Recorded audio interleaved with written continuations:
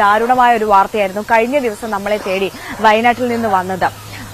Belur Magna എന്ന് പറയുന്ന കർണാടക വനം വകുപ്പ് പിടിച്ച് റേഡിയോ കോളർ ഘടിപ്പിച്ച ആന അത് കേരള വനാതിർത്തി കടന്ന് ജനവാസ മേഖലയിലേക്ക് എത്തുകയും അജീഷ് എന്ന മധ്യവയസ്കനെ ചവിട്ടിക്കൊല്ലുകയും ചെയ്ത കാഴ്ച വാർത്തയൊക്കെ നമ്മൾ കണ്ടു. എന്തായാലും ബേലൂർ മഗ്നയെ പിടികൂടി മയക്കുവെടി വെച്ച് മുത്തങ്ങയിലേക്ക് മാറ്റാനുള്ള ദൌത്യം ഇന്ന് ആരംഭിക്കുകയാണ്. ദൌത്യ സംഘം റെഡിയാണ്. അപ്പം അതിനു വേണ്ടിയിട്ടുള്ള തയ്യാറെടുപ്പിലാണ് ഉള്ളത്. കൂടുതൽ വിശദാംശങ്ങളുമായി വയനാട്ടിൽ നിന്ന് നമുക്കൊപ്പം MS അനീഷ് കുമാർ ചേരുകയാണ്. അനീഷ്, അവിടുത്തെ സാഹചര്യം എങ്ങനെയാണ് എന്നുള്ളത് നമ്മൾ കഴിഞ്ഞ ദിവസമേ കണ്ടതാണ്. ആളുകളൊക്കെ വളരെയധികം ദുഃഖത്തിലാണ്, അതോടൊപ്പം തന്നെ രോഷാകുലരുമായിരുന്നു. കാരണം ജനവാസ മേഖലയിലേക്ക് അപ്രതീക്ഷിതമായി ഒരു ആന ഇറങ്ങി വരുന്നു. റേഡിയോ കോളർ ഘടിപ്പിച്ച ആനയാണ്. ഇത്തരത്തിലൊരു ആന അവിടെ വനാതിർത്തിയിൽ ഇറങ്ങിയിട്ടുണ്ട് എന്നുള്ളത് നേരത്തെ തന്നെ അറിയാവുന്ന കാര്യമായിരുന്നു. പക്ഷേ എന്നിരുന്നാൽ പോലും ഉദ്യോഗസ്ഥരുടെ ഭാഗത്തു നിന്നൊരു അനാസ്ഥയുണ്ടായി. അവർ ഈ ജനവാസ മേഖലയിലേക്ക് ആന എത്തുന്ന വിവരം കൃത്യമായി ജനങ്ങളെ അറിയിച്ചിട്ടുണ്ടായിരുന്നില്ല. അപ്രതീക്ഷിതമായിട്ടാണ് ഒരു കർഷകന്റെ, ഒരു മധ്യവയസ്കന്റെ ജീവൻ അവിടെ നഷ്ടമായത്. അതും വീട്ടുമുറ്റത്തേക്ക് ഓടിക്കയറി ചവിട്ടിക്കൊല്ലുകയായിരുന്നു. എന്തായാലും ദൌത്യം ഇന്ന് ആരംഭിക്കും, ഇന്നുണ്ടാകും എന്നുള്ളത് മനസ്സിലാക്കുന്നു. എങ്ങനെയാണ് അവിടുത്തെ സജ്ജീകരണങ്ങൾ, ഒരുക്കങ്ങൾ?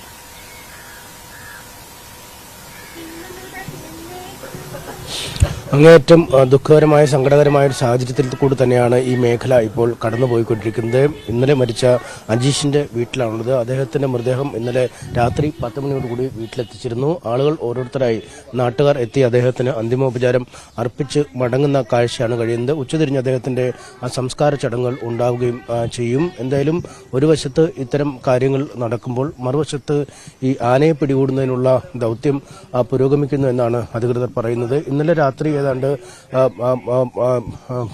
മുഴുവൻ സമയവും ചാലിഗദ്ദ എന്ന സ്ഥലത്തെ കുന്നിൻ മുകളിലാണ് ആന നിലയുറപ്പിച്ചിരിക്കുന്നത്. പക്ഷേ ഇന്ന് രാവിലെ ഇപ്പോൾ ആന എവിടെയെന്നത് സംബന്ധിച്ച കൃത്യമായൊരു വിവരം നൽകാൻ വനംവകുപ്പിനും പോലീസിനുമൊന്നും കഴിയുന്നില്ല എന്നതാണ് വസ്തുത. കാരണം ഈ റേഡിയോ കോളർ സിഗ്നലുകൾ കനത്ത മഞ്ഞായതിനാൽ ലഭ്യമാവുന്നില്ല എന്ന വിശദീകരണമാണ് അവരുടെ ഭാഗത്തുനിന്നും ഉണ്ടാവുന്നത്. ഇടയ്ക്ക് രാത്രിയിൽ കുർവ ദ്വീപ് വഴി ആന പുറത്തേക്ക് ഇറങ്ങി കാട്ടിലേക്ക് പോയി എന്നടക്കമുള്ള ചില അഭ്യൂഹങ്ങൾ പരന്നിരുന്നു. പക്ഷേ ഒരു ഔദ്യോഗികമായ സ്ഥിരീകരണം ഇക്കാര്യത്തിൽ ലഭിക്കാത്ത ഒരു സാഹചര്യമുണ്ട്. ഈ ആന വീണ്ടും ഈ കുന്നിൻ മുകളിൽ നിന്നും താഴേക്ക് ജനവാസ കേന്ദ്രങ്ങളിലേക്ക് ഇറങ്ങി പോയിരുന്നു എന്ന് പറയുന്നു. പക്ഷേ അവിടെ നിന്ന് വീണ്ടും തിരിച്ച് കുന്നിൻ മുകളിലേക്ക് തന്നെ കയറി എന്നാണ് മനസ്സിലാക്കാൻ കഴിയുന്നത്. എന്തായാലും പോലീസും ഈ വനംവകുപ്പിന്റെ ഉദ്യോഗസ്ഥരുമൊക്കെ ആ മേഖലയിൽ തന്നെ തമ്പടിച്ച് നിൽക്കുന്ന കാഴ്ച നമുക്ക് രാവിലെ കാണാൻ കഴിഞ്ഞു. എന്തായാലും അങ്ങേയറ്റം വൈകാരികമായ ഒരു അന്തരീക്ഷമാണ് ഈ അജീഷിന്റെ വീട്ടിൽ, ഈ ചാലിഗദ്ദയ്ക്ക് സമീപമുള്ള വീട്ടിലുള്ളത്. മൃതദേഹം ഇന്നലെ രാത്രി എത്തിയ ശേഷം ആളുകൾ അന്തിമോപചാരം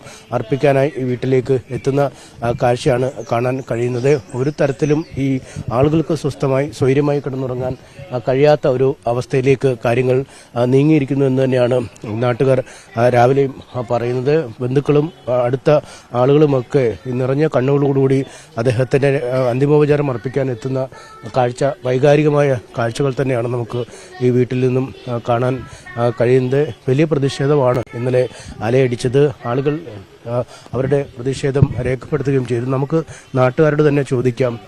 ഇന്നലെ രാത്രി മുഴുവൻ സമയം കിട്ടിയിട്ടും ആനയെ പിടികൂടാൻ കഴിഞ്ഞില്ല. രാവിലെ എവിടെയാണെന്ന് സംബന്ധിച്ച് കൃത്യമായ വിവരവും നൽകുന്നില്ല. റേഡിയോ കോളർ സിഗ്നൽ അറിയില്ല. കുന്നിന്റെ മണ്ടയിലുണ്ടെന്ന് പറയുന്നുണ്ട് അവര്. പക്ഷെ എവിടെയാണെന്ന് അവര് ഫോറസ്റ്റുകാർക്ക് പോലും അറിയില്ല. സിഗ്നല് 2 മണിക്കൂർ ഇടവിട്ട് കിട്ടുന്നുണ്ടെന്ന് അവർ പറയുന്നുണ്ട്. പക്ഷെ ഇപ്പൊ ഒരു 10 മണിക്കൂറായിട്ടും ഇതിന്റെ സിഗ്നൽ ഒന്നും കിട്ടുന്നില്ല. ഫോറസ്റ്റുകാർക്ക് ഇങ്ങോട്ട് വരാൻ ഭയമാണ്. ജനം ഇവിടെ തടിച്ചു കൂടിയേക്കുന്നതുകൊണ്ട് പേടിയാണ് ഫോറസ്റ്റുകാർക്ക്. ഇത് ആന എവിടെയുള്ളതെന്ന് അവർക്കും അറിയത്തില്ല. ഈ കുന്നിന്റെ മേലേക്ക് കയറണമെങ്കിൽ ഇവിടെയുള്ള ജനങ്ങളെ കൂട്ടിയിട്ട് പോയിട്ടുണ്ടെങ്കിൽ മാത്രമേ അറിയത്തുള്ളൂ. അല്ലാണ്ട് ഫോറസ്റ്റുകാർക്ക് ഇതിന്റെ മേലേക്ക് കയറിയിട്ടുണ്ടെങ്കിൽ വഴി ഏതാണോ, ഇത് എവിടെയാണോ, ആന എവിടെയാ ഉള്ളതെന്നൊന്നും അറിയത്തില്ല. ഇപ്പൊ അവര് പറയുന്ന കാര്യം എന്താണെന്ന് വെച്ചിട്ടുണ്ടെങ്കിൽ പുഴയ്ക്ക് അക്കരെ കടന്നുപോയി, ആന ഇവിടുന്ന് പോയി, ഈ നാട്ടിൽ നിന്ന് പോയി അക്കരെ കാട്ടിലാണ് ഉള്ളത്. അങ്ങനെയാണ് ഇവർ പറഞ്ഞിട്ട് ഇന്നലെ രാത്രിയിൽ അവർ പോയേക്കണം ഇവിടുന്ന്. ഇന്നിപ്പോൾ എന്തെങ്കിലും സംഭവിച്ചിട്ടുണ്ടെങ്കിൽ അറിയാം ഇവിടെ ഉണ്ടോ ഇല്ലയെന്ന്. ആന എന്താണേലും കുന്നേലുണ്ടെന്നാണ് നാട്ടുകാർക്ക് ലഭിച്ചിരിക്കുന്നത്. നാട്ടുകാർക്ക്.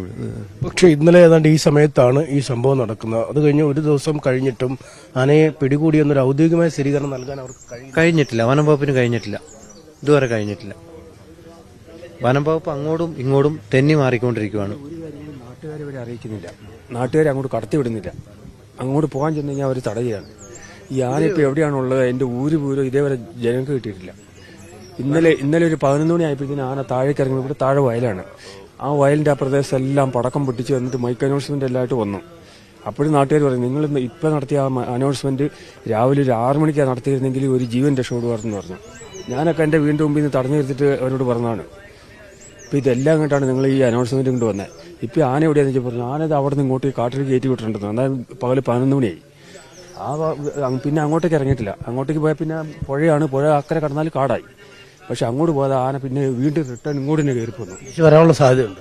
തിരിച്ചു വരാനുള്ള സാധ്യത ഉണ്ടായിരുന്നു. അതിനുശേഷമാണ് ഒരു അനൗൺസ്മെന്റ് കൊണ്ട് വരുന്നത്, ആരും വീട്ടിൽ നിന്ന് പുറത്തിറങ്ങരുത്, എല്ലാവരും വീട്ടിൽ തന്നെ ഇരിക്കണം, നിരോധനാജ്ഞയാണ് എല്ലാം പറഞ്ഞ അനൗൺസ്മെന്റ് അതിന് ശേഷമാണ് വരുന്നത്. നിങ്ങൾ രാത്രിയും ഭയത്തോടു കൂടി വീട്ടിലിരിക്കുക. എല്ലാവരും കുട്ടികളെ അടക്കം സ്കൂളിൽ വിട്ട കുട്ടികളെ അപ്പം തന്നെ റിട്ടേൺ തിരിച്ചു വിളിപ്പിച്ചു. അതുകൊണ്ട് മക്കളോട് ആരോടും പുറത്തിറങ്ങാൻ പറഞ്ഞാൽ ഒരാളും വീട്ടിൽ നിന്ന് പുറത്തിറങ്ങാതെ അവിടെ തന്നെ ഞങ്ങൾ ഇരിക്കുകയത്. ഇന്നലെ രാത്രി നിങ്ങളുടെ ജീവിതം എങ്ങനെയായിരുന്നു? രാത്രി ജീവിതം എന്ന് പറഞ്ഞാൽ രാത്രി എല്ലാവരും സത്യം പറഞ്ഞാൽ ഒന്ന് പേടി, രണ്ടാമത് സങ്കടം. ഇവിടെ ഒരു 160 പേർക്ക് കുടിവെള്ളം കൊടുക്കുന്ന ഒരു പദ്ധതിയുണ്ട്. ഞാൻ അതിന്റെ സെക്രട്ടറി ഈ അജീഷ് എന്ന് പറഞ്ഞ ആൾ അതിന്റെ വൈസ് പ്രസിഡന്റുമാണ്. 3 ദിവസം മുമ്പ് കമ്മിറ്റി വിളിച്ചിട്ട് നമുക്ക് ഇന്ന് കമ്മിറ്റി കൂടി 3 മാസം കൂടുമ്പോൾ ഞങ്ങൾ കമ്മിറ്റി കൂടുന്ന പ്രവർത്തകർ എല്ലാ കാര്യത്തിലും ചെയ്യണം എന്നും പറഞ്ഞ് ഞാനും ഇവരും തമ്മിൽ പറഞ്ഞ് കാര്യങ്ങൾ സംസാരിച്ചതാണ്. എന്നാലും ഒരൊറ്റ നിമിഷം കൊണ്ട് ആ ആള് പോയി എന്ന് പറയുമ്പോൾ നമുക്ക് ഒരു കാരണവശാലും ഉൾക്കൊള്ളാൻ പറ്റുന്നില്ല. ഇതിനകത്ത് വേറെ ഒരു കാര്യം കൂടിയുണ്ട്. ഈ ഇത്രയും നല്ലൊരു മനുഷ്യൻ ഈ സമൂഹത്തിൽ ഈ പ്രദേശത്ത് കാണാൻ കിട്ടൂല. ഇവിടെ അമ്പലത്തിൽ ഉത്സവം ഇതിലെ താലപ്പൊലിയൊക്കെ വരുന്നു കഴിഞ്ഞാൽ ഏറ്റവും കൂടുതൽ ഇവരെല്ലാവരും അതിൽ ഏറ്റവും മുമ്പിൽ ഇറങ്ങുന്ന ഈ അജിയാണ്. അതേപോലെ എന്ത് നാട്ടിലെ കാര്യത്തിലും പള്ളിയിലാണെങ്കിൽ വേണ്ടപ്പെട്ട ആള്. ഇത്രയും നല്ലൊരു ചെറുപ്പക്കാരന്റെ വിയോഗം എന്ന് പറഞ്ഞാൽ ഒരു കാരണവശാലും നാടിന് താങ്ങാൻ പറ്റുന്നതല്ല. ഇതിൽ വേറെ ഒരു കാര്യം എന്ന് പറഞ്ഞിട്ടുണ്ടെങ്കിൽ ഇന്നലെ രാത്രിയിൽ ഇത് കൂടാണ്ട് വേറെ 5 ആനയും കൂടെ ഇങ്ങോട്ട് ഇറങ്ങിയിട്ടുണ്ട് കാട്ടിന്റെ ഉള്ളിൽ നിന്ന്. അവർക്ക് അതിനെയും ഓടിക്കാൻ പറ്റത്തില്ല, ഇതിനെയും ഓടിക്കാൻ പറ്റത്തില്ല. അതിന്റെ ഇടയ്ക്ക് ജനങ്ങൾ അങ്ങോട്ട് പോകാണ്ടിരിക്കാൻ വേണ്ടിയിട്ട് പോലീസുകാരെ ഇവിടെ നിയമിച്ചു വെച്ചേക്കുന്നു. മൊത്തം പ്രശ്നമായി നിൽക്കുകയാണ്. അതെ അതെ അതെ, ഇവിടെ ജീവിക്കാൻ പറ്റാത്തൊരവസ്ഥയായിട്ടുണ്ട് ഇപ്പോൾ ഉള്ളത്. വീട്ടിലെ കുട്ടികളുടെയും സ്ത്രീകളുടെയൊക്കെ അവസ്ഥ എന്തായിരുന്നു? ആനയെ പിടിക്കാത്തൊരു സാഹചര്യം നിലവിലുണ്ട്. സത്യത്തിൽ ഇന്നലെ ഒരു ചർച്ച എന്ന് പറഞ്ഞ് നടന്നത് വെറും ചർച്ച എന്ന് പറയാൻ പറ്റില്ല. അത് അവസാന നിമിഷം വന്നപ്പോൾ ഞങ്ങളെ വഞ്ചിക്കുകയാണ് ചെയ്തിരിക്കുന്നത്. ഇവിടുത്തെ ജനങ്ങൾക്ക് യാതൊരു സുരക്ഷയും നൽകുന്ന ഒരു സംവിധാനങ്ങളും ഇന്നലത്തെ ചർച്ചയിൽ തീരുമാനം ഉണ്ടായിട്ടില്ല. ഇവിടെ വന്നിരിക്കുന്നത് ഇന്നലെ മരിച്ച അജിയുടെ കുടുംബത്തിന് ഇതിനു മുമ്പ് എന്തുണ്ടായോ അതേപോലെ ഒരു 10 ലക്ഷം രൂപ കൊടുത്തു എന്നല്ലാണ്ട് വേറെ എന്തൊരു കാര്യം ഉണ്ടായിരിക്കുന്നത് എന്നോട് നടത്താൻ പറ്റുന്ന കാര്യങ്ങളൊന്നുമല്ല. ഇനിയൊന്നും ഉണ്ടാവുകയില്ല. ഇതിനു മുമ്പ് ഇവിടെ മരിച്ച ശശിയേട്ടന്റെ മകന് സ്ഥിരം ജോലി ഇതുവരെ കൊടുത്തിട്ടില്ല. ഇപ്പോഴും അതുപോലെ തന്നെ ആ കുടുംബത്തോട് കാണിച്ച നീതി അത് തന്നെയല്ലേ ഇനി ഇവിടെ കാണിക്കാൻ പോകുന്നത്. പ്രത്യേകിച്ച് ഒന്നുമില്ല. ഇവിടുത്തെ നിയമ സംവിധാനങ്ങൾ മാറ്റിയെഴുതണം. ഇത് ജനങ്ങൾക്ക് യാതൊരു സുരക്ഷയില്ല. ഇവിടെ ജനങ്ങൾക്ക് അല്ല മൃഗങ്ങളെയാണ് പരിഗണനയുള്ളത്. ഒരാനയാണെന്നുള്ള ചത്തങ്ങൾ എത്ര കോടികൾ മുടക്കും? അതിനൊരു മടിയുണ്ടാവില്ലല്ലോ. ഒരു സഹോദരൻ, ഞങ്ങളുടെ ഒരു സഹോദരൻ മരിച്ചിട്ട് എന്താ അതിനോട് നീതി എന്താ കാണിച്ചത്? എത്ര സമയം കഴിഞ്ഞിട്ടാണ് ഉദ്യോഗസ്ഥന്മാർ വന്നത്? എന്താണ് ഇവിടുത്തെ ഭരണകൂടം ഇങ്ങനെ കാണിക്കുന്നത്? ഇതാണോ ജനങ്ങളോട് കാണിക്കേണ്ടത്? ഈ ജനങ്ങളുടെ വോട്ട് മേടിച്ച് ജയിച്ച് ഇരിക്കുന്ന ഇങ്ങനെയാണോ കാണിക്കേണ്ടത്? ഇതാണോ മര്യാദ? ആനയെ ഇതുവരെ പിടിച്ചിട്ടുമില്ല. ആനയെ പിടിക്കാനുള്ള ഒരു സംവിധാനങ്ങളും ഇതുവരെ ചെയ്തിട്ടില്ല. ഇവിടെ പുലിയുണ്ട്, കരടി ഇറങ്ങിയിട്ടുണ്ട്. ആന ഇതുപോലെ കിടന്ന് വിലസുന്നു. എന്താണ് ഇവിടെ ജനങ്ങൾക്ക് എന്താണ് സുരക്ഷ? ഈ വയനാട്ടിലെ ജനങ്ങൾക്ക് എന്ത് സുരക്ഷയാണ് നൽകുന്നത്? ഈ ആനയുടെ കാര്യത്തിൽ എന്തെങ്കിലും വിവരങ്ങളുണ്ടോ? അവിടെ ഉദ്യോഗസ്ഥരൊക്കെ അവിടെ പറയണേ ഇവിടെ തന്നെ ഉണ്ടെന്ന് പറയണേ. കുന്നിൻമോളിൽ തന്നെ ഇന്നലെ കുന്നിൻമോളിൽ തന്നെ ഉണ്ടെന്ന് പറയണേ. കണ്ടവരുണ്ടല്ലോ ഇന്നലെ രാത്രി കണ്ടവരുണ്ട്. ആളുകളെ പക്ഷെ അങ്ങോട്ട് കടത്തി വിടുന്നില്ല. ഇല്ല ഹോൾസെയിൽ കടത്തി വിടുന്നില്ല. അവരെ സംരക്ഷിക്കാൻ വേണ്ടിട്ട് ഫോറസ്റ്റുകാരെ സംരക്ഷിക്കാൻ വേണ്ടി നോക്കും. ആനയെ എങ്ങനെയാലും അവിടുന്ന് മാറ്റിവിടുക എന്നൊരു ലക്ഷ്യമാണ് അവർക്കതാണ് ഉള്ളത് ലക്ഷ്യം. ആനയെ ഇതുവരെ പിടികൂടാൻ കഴിഞ്ഞിട്ടില്ല എന്നത് തന്നെയാണ് അധികൃതർ വ്യക്തമാക്കുന്നത്. കാരണം എങ്ങനെയെങ്കിലും കാട്ടിലേക്ക് തുരത്തുക എന്നൊരു ലക്ഷ്യം ആണ് ഈ വനംവകുപ്പിന് ഉള്ളത്. അതാണ് ഇവർ വ്യക്തമാക്കുന്നത്.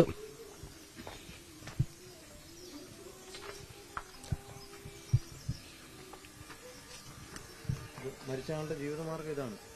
ഈ മെഷീനൊക്കെയാണ് മരിച്ച ആളുടെ ജീവിതമാർഗം. ഈ കാട് വെട്ടുന്ന മെഷീനും കൊണ്ടാണ് കാട് വെട്ടാൻ പോയിട്ടാണ് ജീവിച്ചുകൊണ്ടിരുന്നത്. കാടുകളിൽ തന്നെ പണിയെടുക്കുമായിരുന്നു. കാട് വെട്ടി, അതായത് തോട്ടത്തിന്റെ ഉള്ളിലുള്ള കാട് വെട്ടിയിട്ട് അങ്ങനെ കാട് വെട്ടി കൊടുത്തിട്ട് മണിക്കൂർ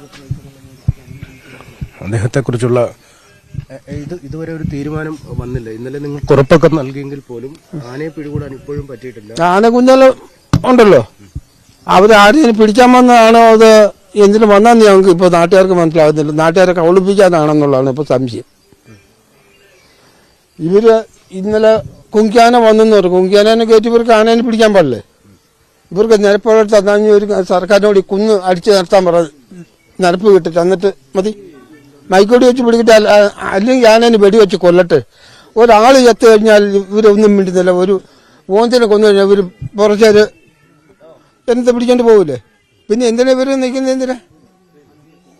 ഇന്നലെ രാത്രിയും ആളുകൾക്ക് ഉറങ്ങാൻ കഴിയാത്ത അവസ്ഥ തന്നെയായിരുന്നു അല്ലേ? രാത്രി ഒരു 4 വണ്ടി വരെ ഉണ്ടായിരുന്നു ഇവിടെ. പോലീസ് ഫോറസ്റ്റുകാർക്ക് എസ്കോർട്ടായിട്ടാണ് പോലീസുകാർ വരുന്നത്.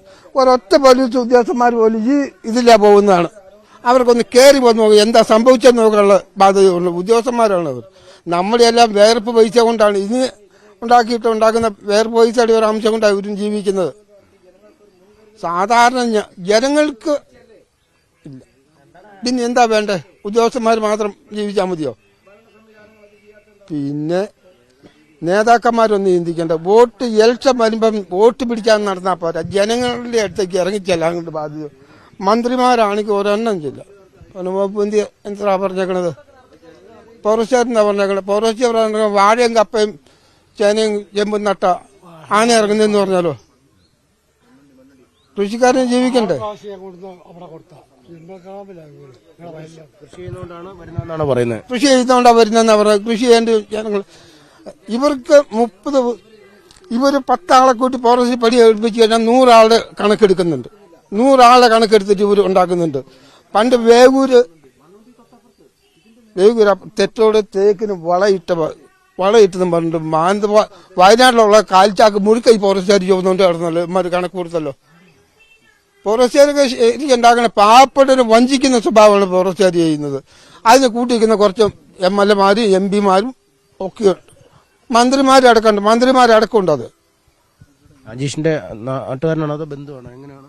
എന്റെ മോനാണ് മരിച്ചു കിടക്കുന്നത്. അതുകൊണ്ടാണ് ഇത് പറഞ്ഞത്. എന്നിട്ടാണ് നിങ്ങൾ ഈ ഇന്നലെ ചർച്ചകൾ നടന്നിട്ട് പോലും ഒരു തീരുമാനം വരാതെ ആനയെ പിടികൂടാൻ പോലും കഴിയാതിരിക്കുന്നത്. അത് ഞങ്ങൾ പറഞ്ഞിട്ട് കാര്യമുണ്ടോ?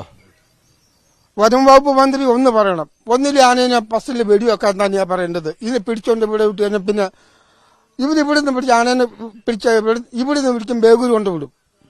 അവിടുന്ന് ഇറങ്ങിയിട്ട് അവിടെ കൊല്ലും.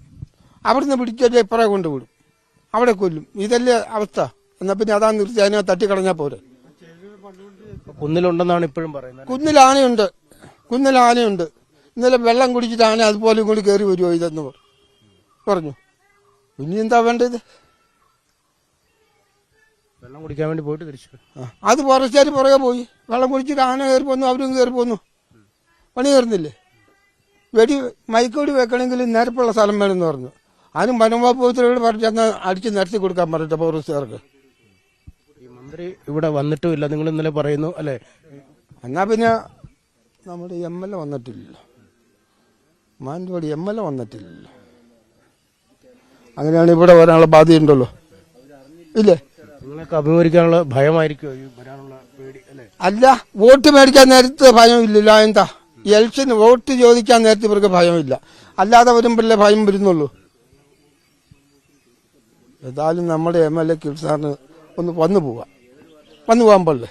അച്ഛനെ ഈ സംഭവം നടക്കുമ്പോൾ അവിടെ ഉണ്ടായിരുന്നു? ഇല്ല, ഞാൻ പള്ളിയിൽ പോയതായിരുന്നു. പള്ളി കഴിഞ്ഞ് ഇറങ്ങി നിൽക്കുമ്പോഴാണ് ഫോറസ്റ്റ് ജീപ്പിലാണ് ഇവർ വന്ന് എടുത്തുകൊണ്ട് പോകുന്നത്. അന്നേരം ഒരു ചെക്കൻ പറഞ്ഞു ഇങ്ങനെ അജീനെ ആനെ തട്ടിയെന്ന് പറഞ്ഞു. ഞാൻ അവിടെ ചെന്ന് കഴിയുമ്പം 3 വണ്ടിക്ക് കൈ കാണിച്ചിട്ട് കിട്ടിയില്ല. പിന്നെ ഒരു വണ്ടി കൂടി പോയി. അവിടെ ചെന്ന് വരുമ്പോൾ കയറിയില്ല കാണിക്കാൻ. അവിടെ നിന്ന് ഒറ്റപ്പാട് അവരുമായിട്ടുണ്ടായി. കയറി എന്നെ കൊച്ചിൽ കണ്ടു. അങ്ങനെ പോകുന്ന ആള്. പിന്നെ എന്താ ചെയ്യേണ്ടത്? പിന്നെ ഞാൻ വീട്ടിൽ തന്നെയാണോ താമസിക്കുന്നത് അച്ഛനോ അതോ? ഇവിടെ തന്നെ ഞങ്ങൾ താമസം.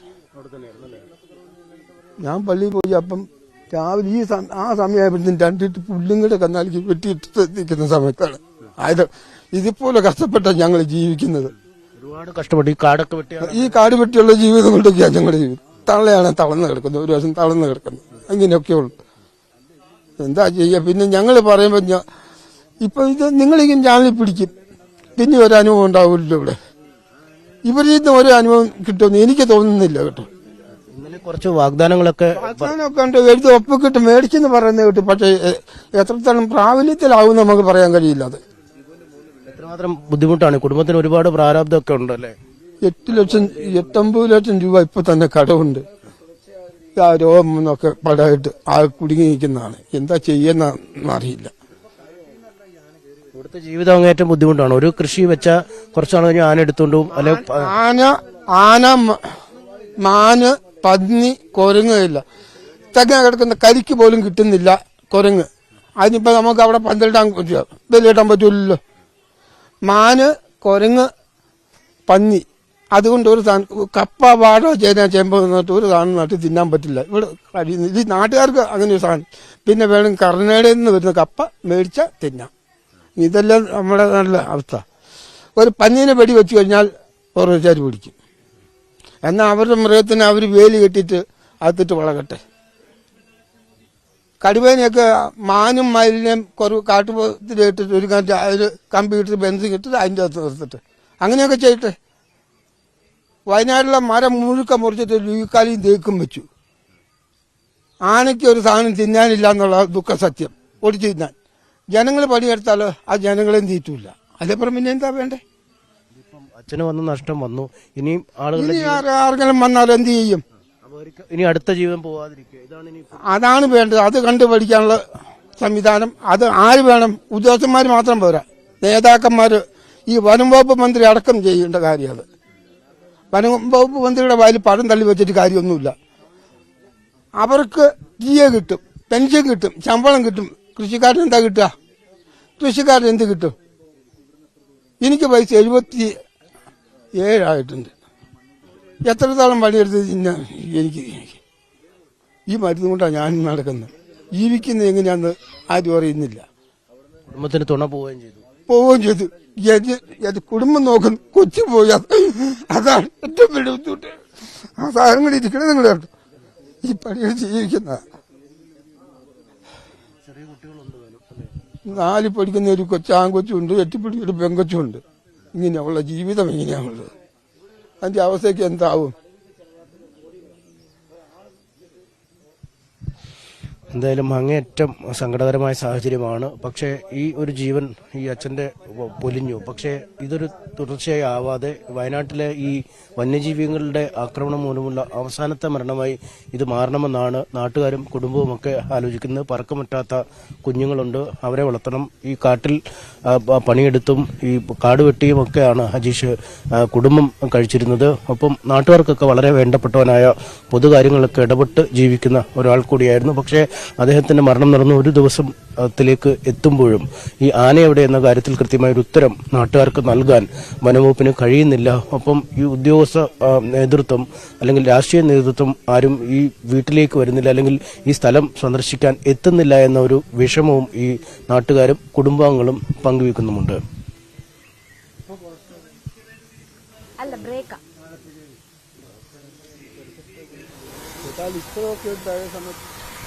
MS അനീഷ് കുമാറാണ് വിവരങ്ങൾ നൽകിയത്.